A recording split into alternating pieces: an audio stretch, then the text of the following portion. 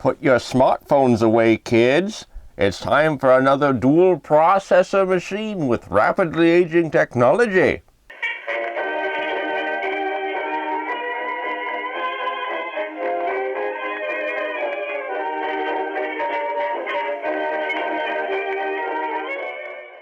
Welcome to another episode of Rapidly Aging Tech. Today we're going to be talking about a pretty special machine, the Dell Precision 670. Now, for those of you who aren't aware, the Precision series was a series of workstation class desktops and also began to encompass a series of laptops as well. And this line continued up until, I think around 2011, 2012 for the standard desktop tower configuration, and up until I think 2014 they had some server rack mount editions. And I believe now only exists in the form of laptops. But at one point in time, one of the more powerful computers you could get from Dell would have been a Precision series. What sets them apart is frequently their use of Xeons or multiprocessors. Whether they had to be a Xeon or whether they could get away with earlier Intel chips. They could sometimes strap them together, maybe. Though I don't think Intel was usually happy about that. They wanted you to have to use a Xeon. Anywho, this is one of those machines, and overall it's in pretty good shape. One thing you'll notice is missing is, you probably see how this is it's straight. The drive covers here are kind of recessed and whatnot. There actually would be a door that would come and close around these. Apparently they came off fairly commonly. Probably people took them off just because they didn't want the door in the way. And yes, I did check eBay to see if there was a front cover or bezel or something for sale, because if I could just throw $20 and get a new, take the cover off of it, I would do that. But can't seem to find it. And we'll take a tour of the machine, we'll look at what it has, and we are going to, of course, be upgrading it, because that's what I do on this channel. I take something old that someone might, keep in its original configuration, and then I upgrade the dickens out of it, because that's how I do things. If you ever wondered why, if I haven't said it before, I grew up with a 700 megahertz Athlon Slot A machine before I used it. I didn't really know anything about computers, about the insides. I could use them pretty well, and then that went up, and that was with the Windows 98 machine, and that went up until the end of Windows 98, maybe about 2005. 98, I think, officially ended its support in 2006. At that point, I purchased a used computer from a friend, which had gone through a power surge and had some problems, dying components. And I ended up, and that would be behind this machine, my current Windows 98 machine, which was an XP machine then, running an AMD Athlon XP 2500 Plus. And I used that thing up until I got out of college, 2014. So XP had just lost support, and I actually continued using it a little bit afterwards. I did get a machine in the meantime that ended up dying of Athlon 64X2, but the moral of the story is, frequently I would have a machine, run it for ages, not really have it upgraded, and so I missed a lot of this hardware that I do in here, Core 2s and Pentium 4s. That era is basically hardware I missed, and didn't really come from a background where we could afford to always have the latest and greatest. So now that these things are old, and you can get a Xeon for this thing for, $20, $40, depending on what you're looking at, of course I'm going to upgrade it. Why wouldn't I? So we're going to take a tour of the machine, we're going to show what we're going to be doing to upgrade it, and as you saw from the intro, that was a Blackberry. I finally upgraded to a smartphone. I did use a flip phone. It's the Blackberry Classic. And if you want me to do a review of it or talk about it, I would be happy to do that. I think it's a shame that Blackberry sort of lost the war with its operating system versus iOS and Android. It's a very nice operating system. It works very well. It's all about application support, which caused a vicious cycle. And we can talk more about that if you'd like. So leave a comment before if you'd like me to talk about the Blackberry Classic and my uses of a smartphone. I don't care much for apps because I use a phone for communication. So that's why BlackBerry was a perfect choice for me. People insist on using text messages, and typing on a glass screen is bad. Anyway, let's look at this machine. All right, here we have the front with its button that boldly declares what machine it is. And we have the hard drive activity light, which is right there. Then a Dell Express service tag, a DVD. Is this a burner? Yep, it is. And then two drive bay covers, which are actually, they have grates, so they let air go through them, because this thing does need airflow for what it's doing. Then we have the Dell logo, but the thing I'm trying to find words for is this cover isn't just a solid, it's not just flat gray. If you look closely, it says Precision all over it. There we go. And you can feel it too. So it's actually like little, almost like little engravings all over it. It's probably not the manufacturing process, but it's nice. It's kind of it doesn't show well on camera, and of course the camera always shows dust more. But it has a slight shine to it, Precision all over it. It's kind of classy, I like it. This of course covers air intake. And then just the bottom there. The bottom section has a server style, those flat long power supplies. The same type of power supply that would be in a PowerMac G5, which this machine of course has shares a lot of things in common with, because it's a workstation. The G5 was more or less a workstation style computer, so it's going to share some things in common here. On this side, there's there's some scratches and dings and whatnot, but it does have 4 feet, so you could reasonably set it on its side, whether that was to be so you could use it like that, which you could still have access to the power button and everything, or whether it's just for when you open it up because it has that clamshell style case. I'm not sure. I forgot up front we got some USB audio ports and FireWire, and it looks like we've got some diagnostic lights. And yes, it is a bit dusty in there. I think I missed the spot with the canned air. This thing was very grimy. It still kind of is. I really should take it down to the garage and use the compressed air line and just blow the dickens out of this thing. Ugh. I hope someone doesn't take that clip out of context. Anyway, so what's the history of this type of machine? Well, these were released in maybe 2005 by Dell, and they were designed to use a fairly limited series of socket 604 Xeons. And I wrote them down. I know the main one that it's going to be using.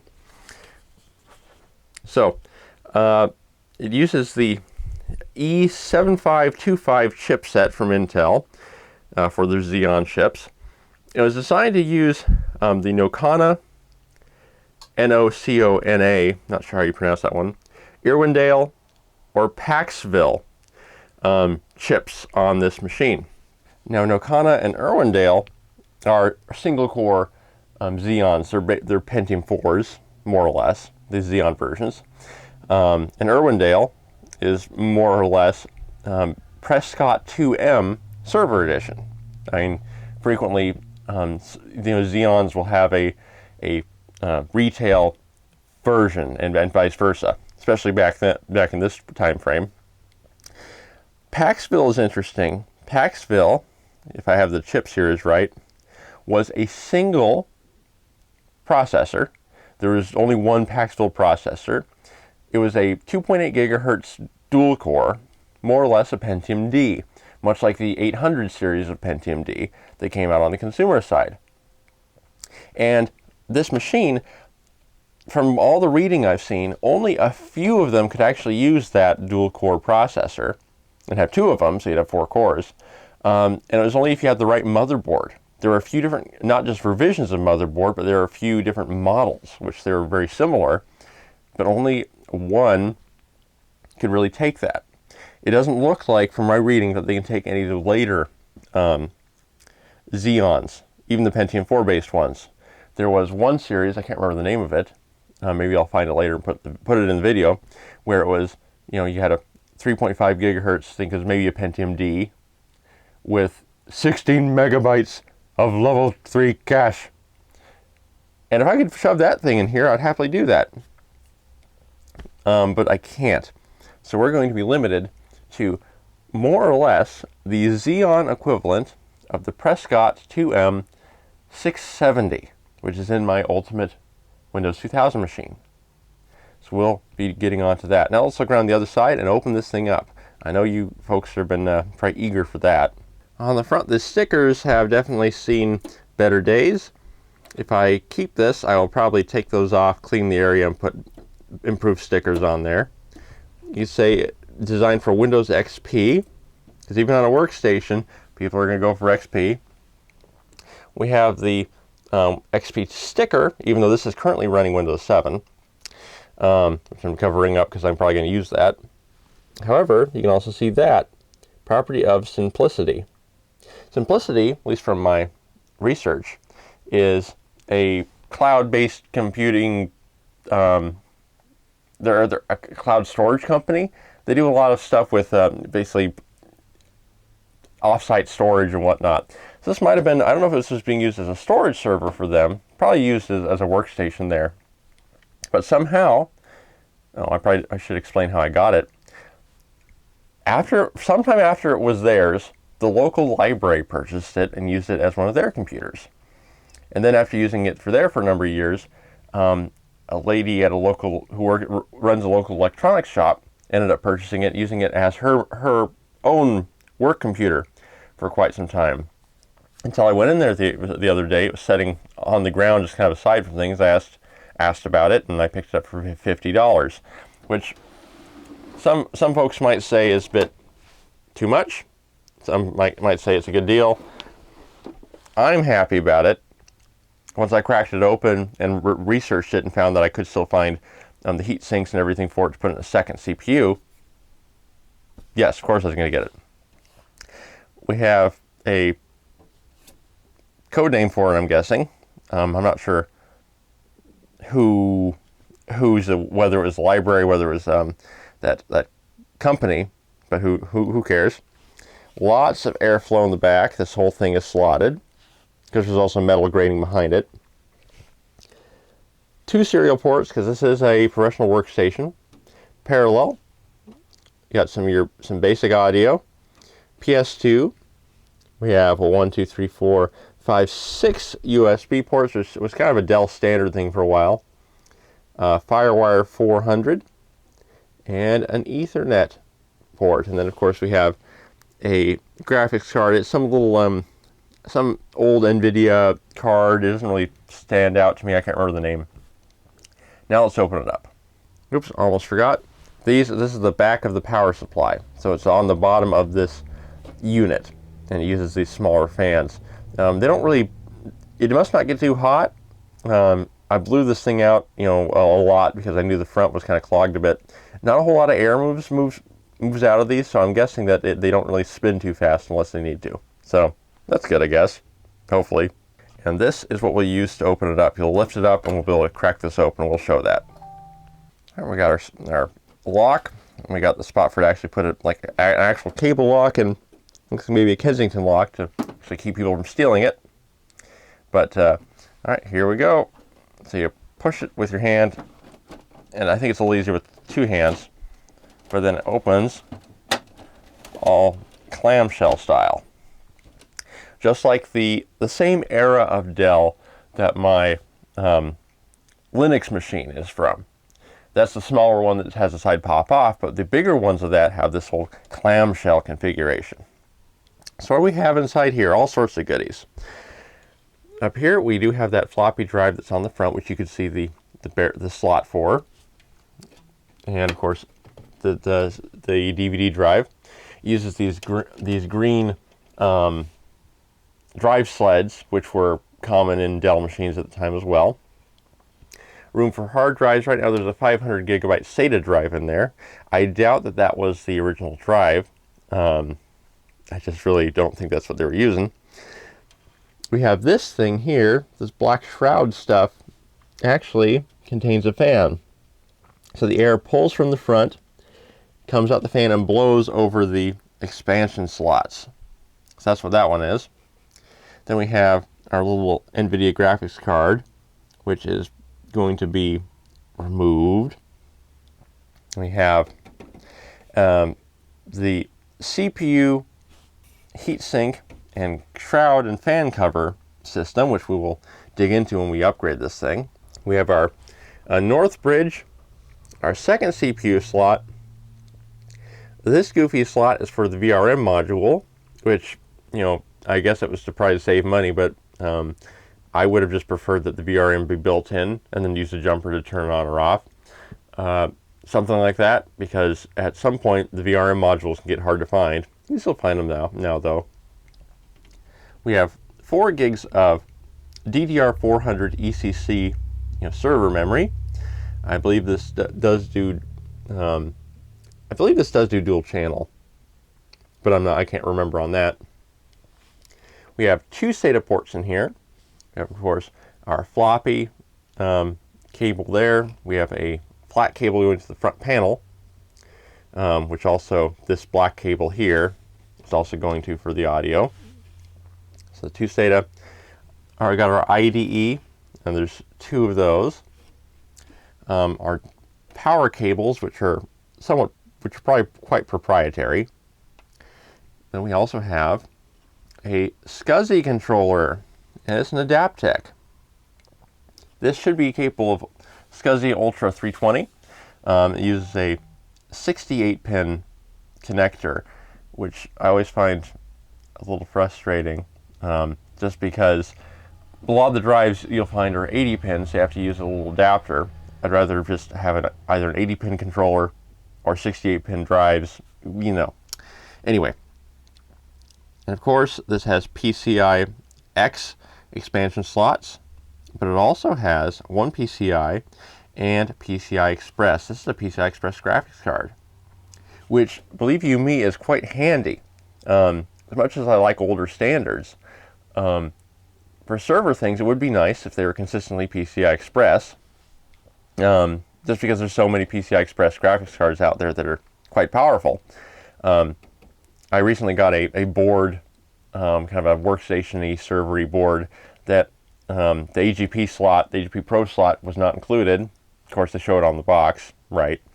Only has PCI-X. PCI-X graphics cards are almost non-existent. Anyway, so this machine is currently running a 3 gigahertz Pentium 4 Irwindale, so Prescott 2M, more or less 600 series, 2 megabytes level to cache, hyper-threading support. This machine had its hyper-threading shut off when I got it for some reason. I'm guessing it was a mistake or something, but imagine going all those years with hyper-threading turned off when you could have gotten a little bit of benefit from it. That's kind of sad, I think. This fan here, which is of course grimy, I have my suspicions that it's not original, and I'll get to that when we start doing the memory upgrade. But this is increasingly seeming out of place. Not to mention the grill area that's quite constricting. Anyway, we also have built-in cable management, so I can't screw it up this time. So applause there. Now let's get in and show what we're going to do with this machine. Oh, you know what? I'm scatterbrained today. I wanted to start this video actually thanking you folks, especially all the new subscribers. You know how YouTube recently did the statement that unless you had 1,000 subscribers and X amount of watch time, monetization was going to drop off for you. Well, I was below that state. I was in the 700s, and then the views and subscription amounts just kind of shot up. And wanted to welcome all you new guys, to thank you old guys for sticking around, and hopefully things will work out pretty well. Yeah, I'm sorry that there are ads running on the videos. I still haven't, in case you want to know, as of yet I have not gotten any ad revenue checks or anything. I'm sure at some point that'll change, but these things cost money, and the upgrade parts always cost money too. So let's get into upgrading. But thank you for sticking around, for being with the channel, and we are going to have some fun. All right, first things first, we're going to get this guy out. once I get my anti-static wrist strap out, which of course I bumbling didn't grab it. There we go. So this little green thing over here is just a cover for all the expansion slots. So it just flips on up, and then it's a toolless system, which is handy once in a while.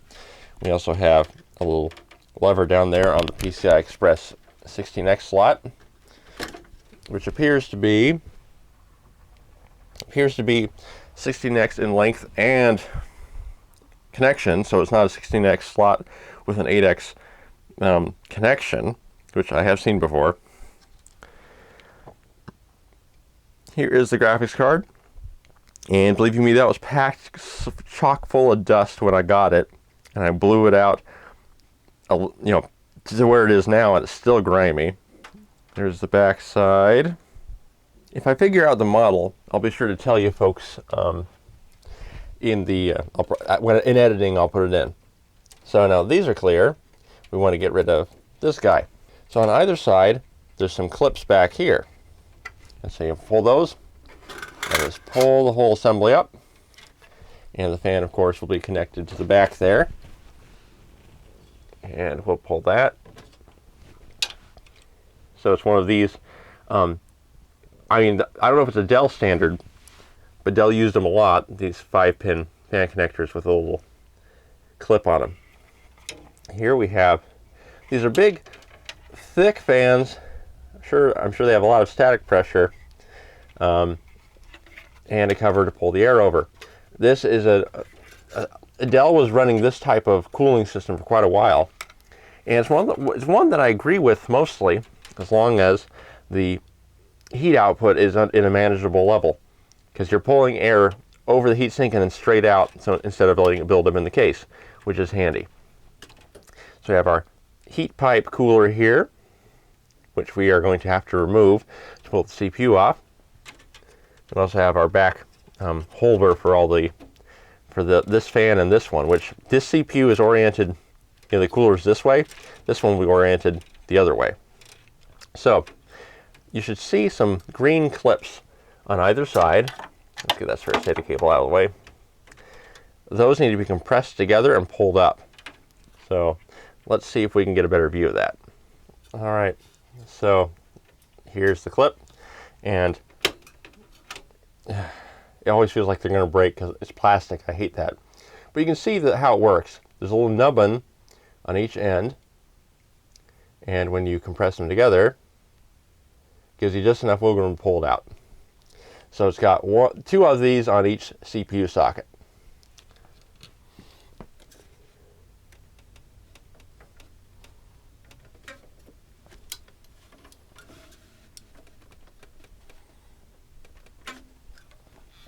And naturally, the other one doesn't want to go as easily. There we go. At least the plastic seems to be in pretty good shape. I would hate to actually permanently break something. So now, to get the rest of the heatsink off, there's these little tabs, little black tabs here, which seem to be holding it in.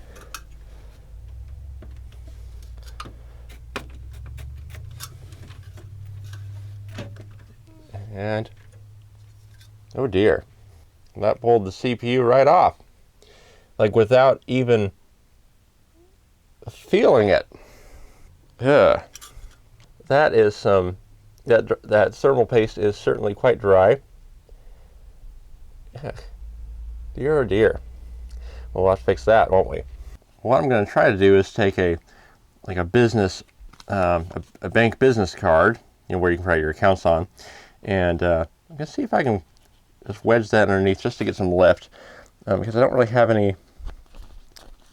It's not very stiff, of course. So I'm trying to think of a credit card or something I'd have that would be that I wouldn't mind getting dirty. And yeah, this thermal paste is definitely quite dry. That is not going anywhere. I'm gonna have to get some something plastic. Aha! A used Amazon gift card. That's card material. So now I'll just try to do the same thing there. Well, I got it off. after mangling the card a bit, I also tried, and you can hear my Blackberry in the background, of course, so I forgot to put it on silent. Well, usually, actually that's been probably YouTube people subscribing or making comments on, particularly the Dual Pentium Pro video. That's probably what that is. I get a lot of that, which I'm very thankful for. That video has become quite popular. If you haven't seen it, you probably should look at it. Anyway, the thermal paste is, yeah, it's pretty dry, but it almost seems like it might have been a pad to begin with. We're going to definitely clean off the heatsink, and the pins on this CPU seem to be in good shape. I don't think anything got damaged. Hopefully the socket will be nice and happy. I know that sockets can't take too much of CPUs being ripped out of them before they start to throw a fit. So now we're just going to take the holders out of the second one. Yeah, I do not like the way those come out. I do not like them, Sam. I do not like them with green eggs and ham. That one came out easy. That's probably because I worked on it last night, because I realized that looking at the socket, if you just look at it from a distance, you can't actually figure out how to put anything in it. But there actually is a small lever, just like any normal socket. So that's good, very nice. So now we're going to grab our new CPUs and put them in. Now before we put the CPU in, I probably should get the VRM module in. Otherwise, I'm likely to forget about it. So here it is. It's got a big old heatsink, a nice big exposed capacitor there. Allegedly this has been tested. It's got all, I never remember what those are called, but it's got a bunch of those on them. And it's keyed. It looks like the key should be on that side. So I think I'm just going to pop it on in. And from images, because I look at images of these machines to try to double check. I think the capacitor points downwards anyway. So let's see here. This is like a big old RAM slot. It is. It's like a big old RAM slot. So let's get that in.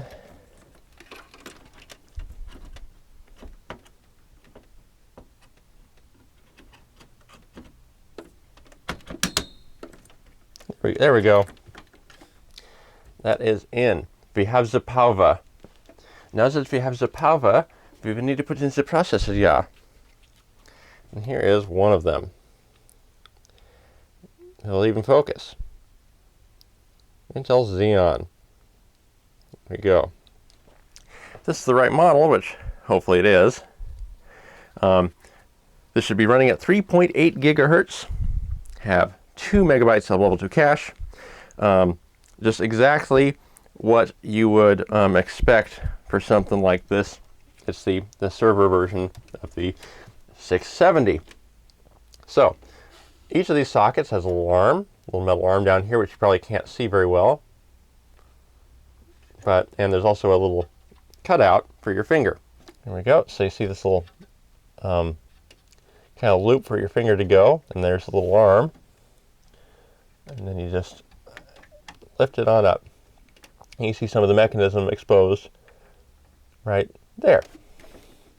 And the same goes for this guy.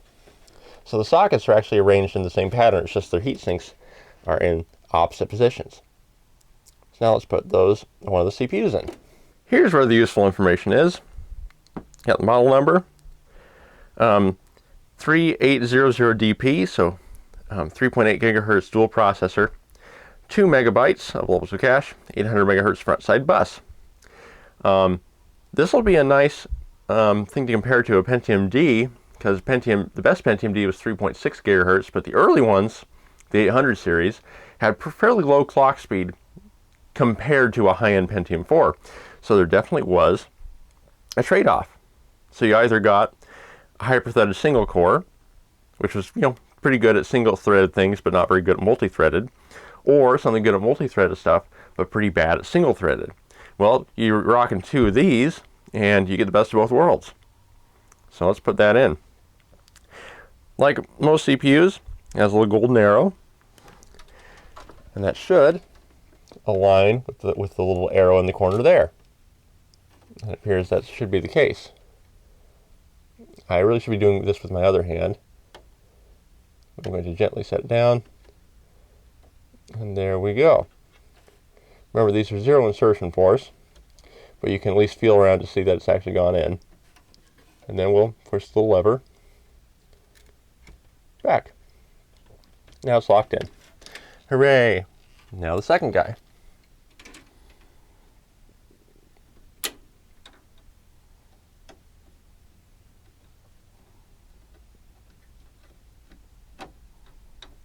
There we go. Remember to not, my thing came unclipped, of course.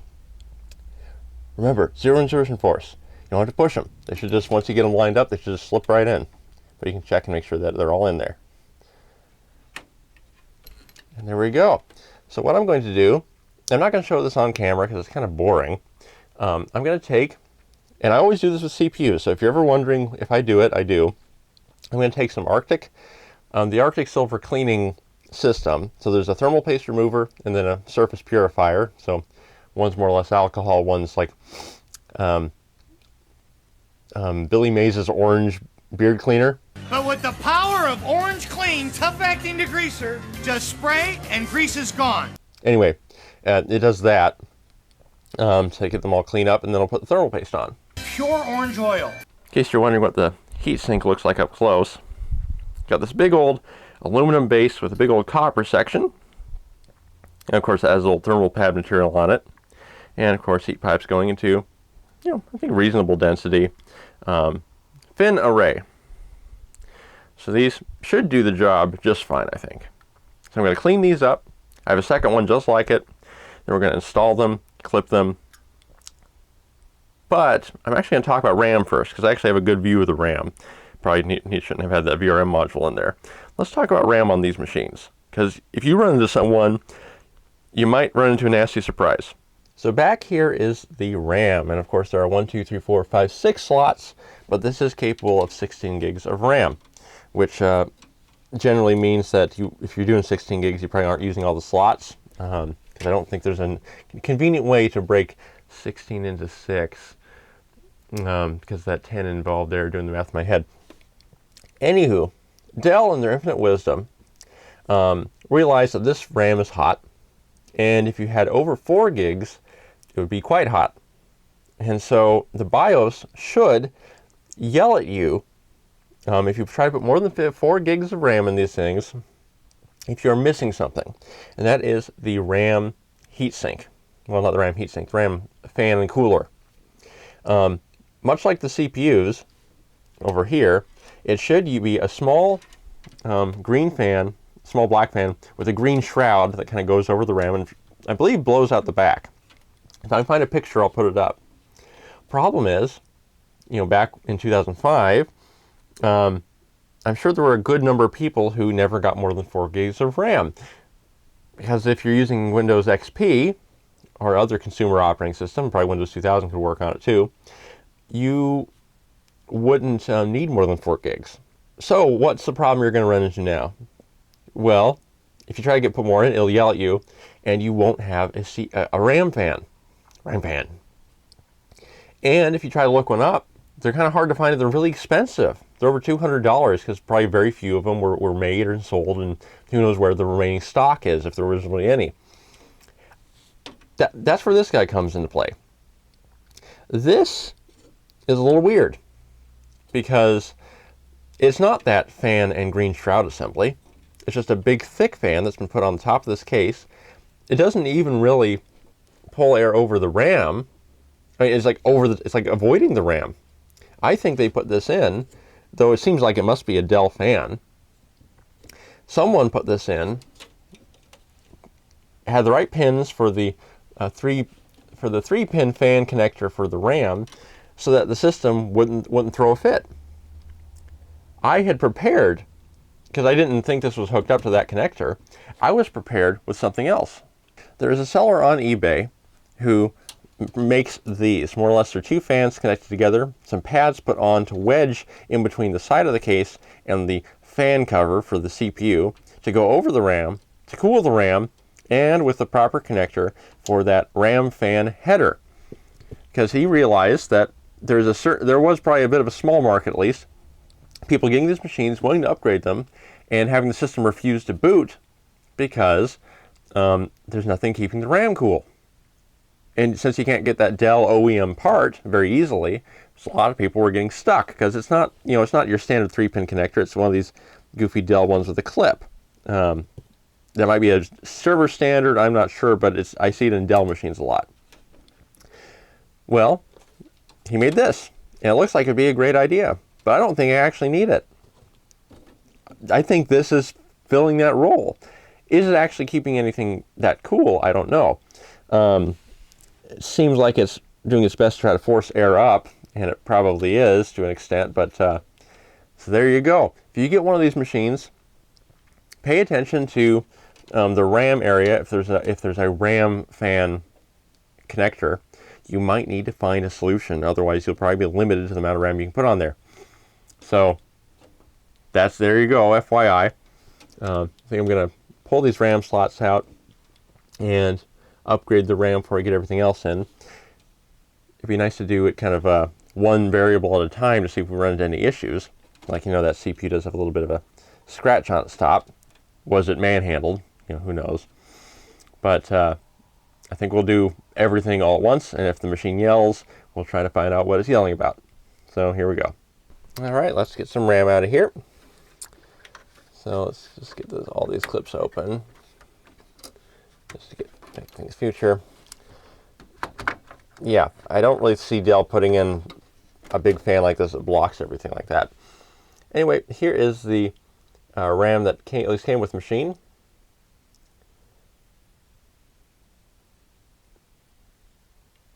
There we go. DDR2. I thought it was just DDR. Oh well. Anyway, here we go. Who makes those chips? That's Micron. So those are the folks that make Crucial RAM. Interesting. But they're also a big producer of RAM and Flash and all sorts of stuff. So they NAND Flash, not Adobe or Macromedia Flash player, which is sadly going down the hill. I've always found that Flash works better on older hardware than HTML5, but that's just me. We're replacing it with some of this stuff, which, let's see if the other side is actually branded.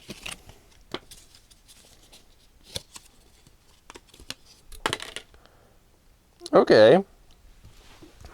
This is Samsung RAM.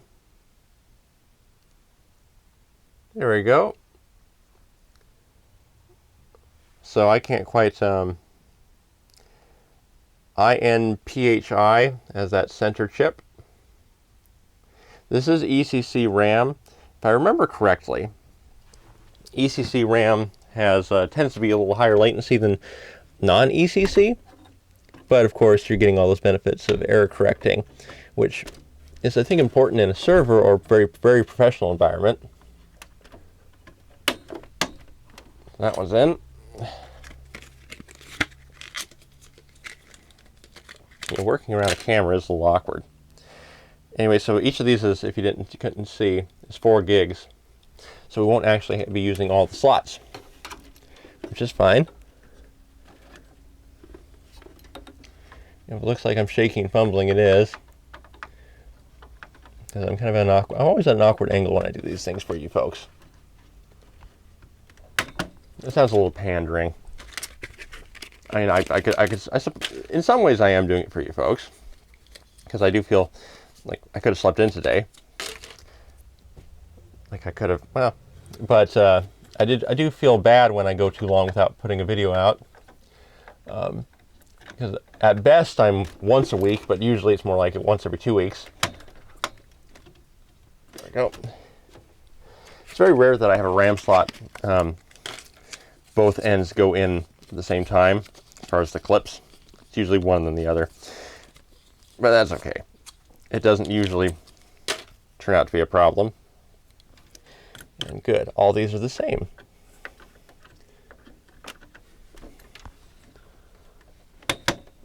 And there we go. So I like to see loaded RAM slots. I'd like to see more, but you know, there we go. So now I'm going to do what I said before, clean the CPUs, clean the heat sinks, get them put on. Well, now let's see if we can get these guys in. So looking at things, I think it should be a simple matter. This one, of course, is a little scratched up, but thermal paste should make up for that. Probably want to slip it underneath. Probably underneath this one. And then work to lift up that latch and set it down.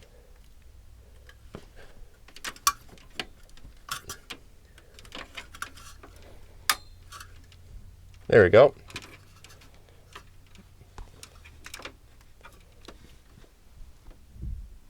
All right, get that one settled in. They seem to be, the little black tab seems to be jutting out a little too far the first time. So I took it out, actually bent a pin. Probably should have showed you me repairing it with a little, the end of a screwdriver, just bending it back up into place, gently getting it back in the socket, re-cleaning everything. But it seems to be in well enough. This socket had a little black nubbin pointing up, which I think goes into the holes of these guys. And I think that might have been part of the issue, was making sure that the first time around I got it underneath, got that nubbin inside, because it seemed like it was poking up a bit too high. I think we got it sorted out now. This one doesn't have it. So, not sure if there's a right way to go in first. I think I'll go in this way first, because I can see this side a little better. Bend that down. There we go. And see, that one was easy. There's no nubbin, so that one was like effortless. Now the little black retaining clips, which I think just provide a little bit of extra support. I'm not really sure how much help that they are, because the black things are the ones that are really doing it all.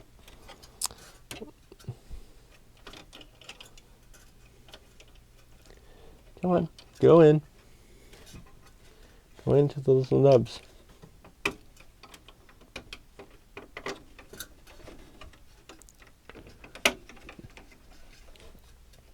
You went in. Not you. Embrace your destiny. There we go. That one's in. Now this one on the back side, which can't even see right. Seeing me suffer is worth the price of admission. Okay, that's it. I'm gonna to change my angle. The angle of the dangle.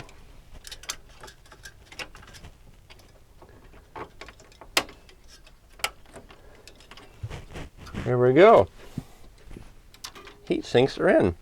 So now the fan assemblies. So I do have that grimy fan, but because I wanted to make sure I got the right one, I actually ordered a matching pair, which comes with the black mounting shroud that goes to the back of the case. So why don't we just use these clean ones and not worry about the dirty ones. All right, so the lower fan needs to go on first. Make sure its cable is stretched out the right area. The lower fan goes on first. Got the cable out in the right direction. And we'll just slip it on over the heatsink. There, that's all done. We'll clip this fan back here. And the CPU fan number one. That one done. Second one goes on top. It has some clips to kind of keep it in reference. It always makes it go in second, which I guess makes sense. So you think they could just design it so that it can go in wherever it needs to go, whatever order the person wants. Okay, see the clip there? It's going to lock in multiple locations. And then the CPU fan goes. This is one of those I should have plugged in beforehand. Anyway, we'll get it plugged in. We'll do the final upgrade. For those of you who are regulars on the channel, this particular device won't surprise you that I have it. This is the NVIDIA 7950 GX2. It is a dual graphics card. It'll do dual GPU card, and they're actually kind of stacked PCBs, which is cool, with internal SLI. Well, you still have to set SLI settings, but there you go.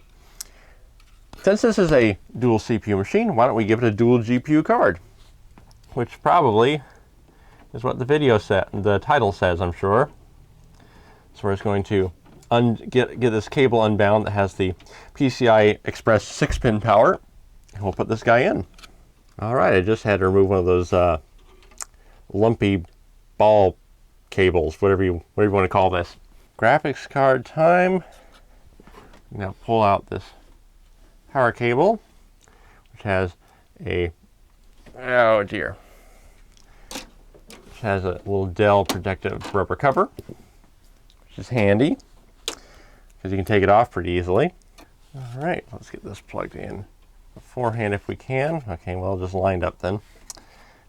And open that back up. Get it in the slot. Let the power cable go.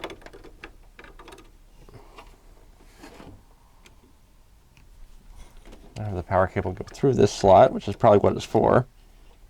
Just a hazard guess there. Move that out of the way.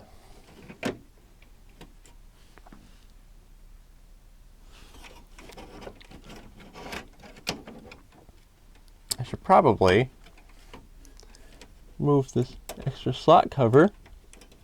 That would be smart. All right, that looks like it's in the right spot.